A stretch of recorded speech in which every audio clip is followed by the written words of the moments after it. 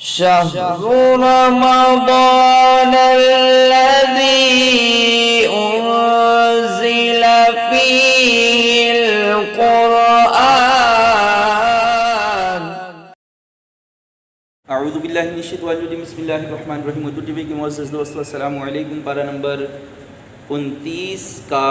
تفسیری خلاصہ اور اہم مضامین ملاحظہ فرما رہے ہیں آپ۔ پارے کا آغاز سورۃ الملک سے ہے۔ بڑی ہی عظمت اور فضیلت والی یہ سورت جس کے بڑے فضائل ارشاد ہوئے ہیں، نجات دینے والی یہ سورت ہے کہ عذاب قبر سے اللہ کریم اس کثرت سے اس کی تلاوت فرمانے والے اور بالخصوص رات کو سونے سے پہلے نماز عشاء کے بعد سورہ ملک کی تلاوت کرنے کے لیے یہ فضیلت ارشاد ہے کہ اللہ تعالیٰ عز و جل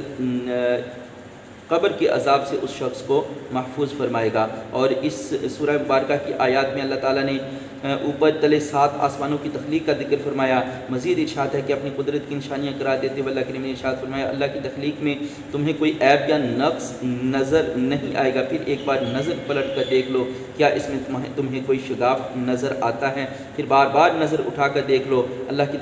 تخلیق میں کوئی عیب یا جھول تلاش کرنے میں تمہاری نظر تھک ہار کر ناکام پلٹ آئے گی، لیکن اللہ تعالیٰ عز و جل کی تخلیق میں کسی قسم کی کمی تمہیں نظر نہیں آئے گی۔ آیت نمبر 23 میں ارشاد فرمایا کہ اللہ وہ ہے جس نے تمہیں پیدا کیا اور تمہیں سننے، دیکھنے اور سمجھنے کی صلاحیتیں عطا کی، مگر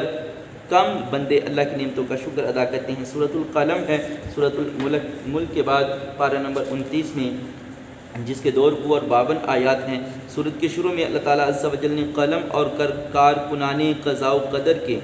نوشتوں کی قسم فرما کر کفار کے الزامات سے اپنے رسول مکرم صلی اللہ علیہ وآلہ وسلم کا دفاع فرمایا کہ اپنے رب کے فضل سے آپ مجنون نہیں ہیں اور آپ کے لیے کبھی ختم نہ ہونے والا اجر ہے اور آپ اخلاق کے اعلیٰ مرتبے پر فائز ہیں، عنقریب آپ دیکھ لیں گے اور وہ بھی دیکھ لیں گے کہ تم میں سے کون مجنون تھا۔ عام اصول یہ ہے کہ جس پر الزام ہو وہ اپنی صفائی پیش کرتا ہے،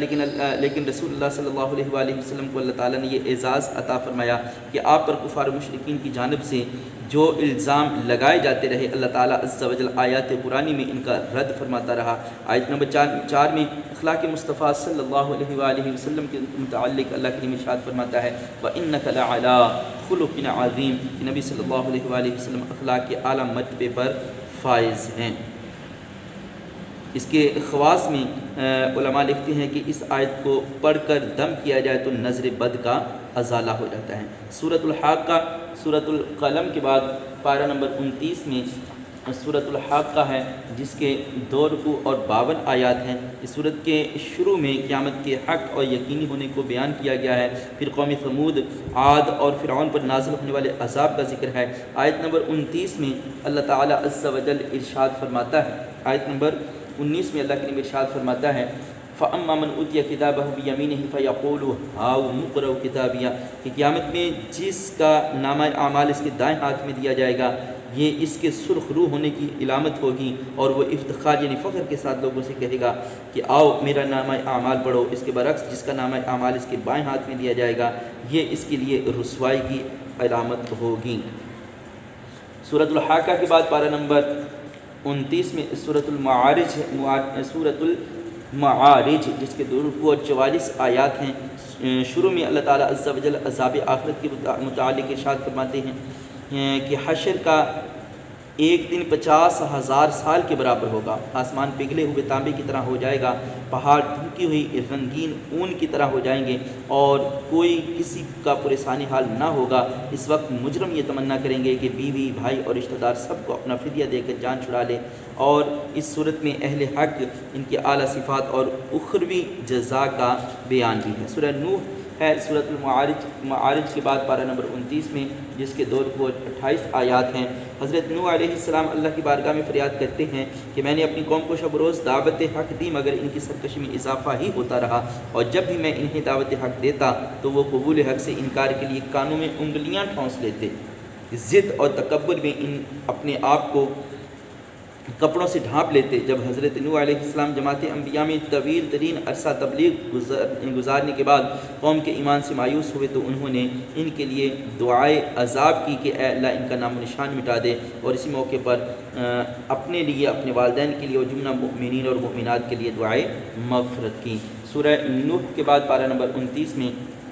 سورۃ الجن کا آغاز ہے، 2 رکوع اور 28 آیات پر مشتمل ہے۔ اس صورت میں اس امر کا بیان ہوا کہ جنات عالم بالا میں خبروں کی سن گن لینے کے لیے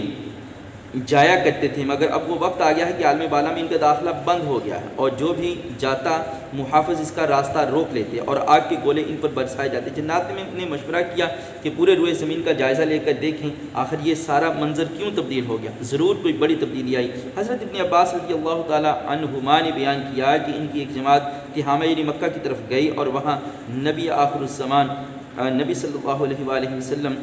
کاس کے بازار میں اپنے صحابہ کو صبح کی نماز پڑھا رہے تھے۔ جب انہوں نے قرآن سنا تو کہا یہی وہ چیز ہے جو ہمارے اور آسمان کے درمیان حائل ہو گئی ہے، اور پھر انہوں نے جا کر اپنی قوم کو بتایا کہ ہم نے عجب قرآن سنا ہے جو راہ ہدایت کی طرف رہنمائی کرتا ہے، ہم اس پر ایمان لے آئے اور ہم ہرگز اپنے رب کے ساتھ کسی کو شریک نہیں کریں گے، بے شک ہمارے رب کی شان بلند ہے اور اس کی نہ کوئی بیوی ہے نہ بیٹا۔ انہوں نے کہا کہ ہم میں سے کچھ اطاعت گزار ہیں اور کچھ سرکش ہیں، اور جنات کا سرکش گروہ جہنم کا ایندھن بنے گا۔ آیت نمبر 26 میں ارشاد ہے وہ ہر غیب کا جاننے والا ہے، سو وہ اپنے ہر غیب پر کسی کو مطلع نہیں فرماتا ماں سوائے ان کے جن کو اس نے پسند فرما لیا ہے، جو سب اس کے رسول ہیں۔ اس سے معلوم ہوا کہ اللہ تعالیٰ عز و جل انبیاء علیہ السلام کو ایک حد تک اندیکھی چیزوں یعنی غیب کا علم عطا فرماتا ہے۔ سورۃ الجن کے بعد پارہ نمبر 29 میں سورۃ المزمل ہے۔ اس صورت میں محبت کے انداز میں اللہ تعالیٰ عز و جل نے نبی صلی اللہ علیہ وآلہ وسلم کو ان کی ایک خاص ادا کے ساتھ مخاطب فرمایا، یعنی یا ایھا المزمل، اے چادر اوڑھنے والے۔ اللہ تعالیٰ نے نبی صلی اللہ علیہ وآلہ وسلم سے قیام اللیل کا بیان ارشاد فرمایا۔ قرآن کے انداز بیان سے معلوم ہوتا ہے کہ آپ ساری رات قیام فرماتے تھے۔ اللہ نے فرمایا آپ رات کو نماز میں قیام کریں مگر تھوڑا، آدھی رات یا اس سے کچھ کم کر لیں، اس پر کچھ اضافہ کر دیں اور قرآن ٹھہر کر پڑھیں۔ یہ بھی فرمایا کہ رات کو اٹھنا نفس پر سخت بھاری ہے، اور کلام کو درست رکھنے والا نیز آپ نے اپنے رب کے نام کا ذکر کرتے رہیں اور سب سے منقطع ہو کر اسی کے ہو رہیں۔ اس کے بعد سورۃ المدثر ہے، جیسا کہ اس سورہ مزمل میں اللہ تعالیٰ عز و جل اپنے محبوب صلی اللہ علیہ وآلہ وسلم کو ان کے ایک ذاتی عمل سے منسوب کر کے مخاطب فرماتے ہیں۔ یہاں بھی خدا وحدہ لا شریک کا انداز ایسا ہی ہے، یا ایھا المدثر، اے لحاف میں لپٹنے والے، چادر لپیٹنے والے، اٹھیے اور لوگوں کو اللہ کے عذاب سے ڈرائیے۔ سورۃ المدثر کی ان آیات میں نبی صلی اللہ علیہ وآلہ وسلم کو اللہ کے حکم کی عام تبلیغ کا حکم ارشاد ہوا ہے۔ اس کے بعد سورۃ القیامہ ہے، پارہ نمبر 29 میں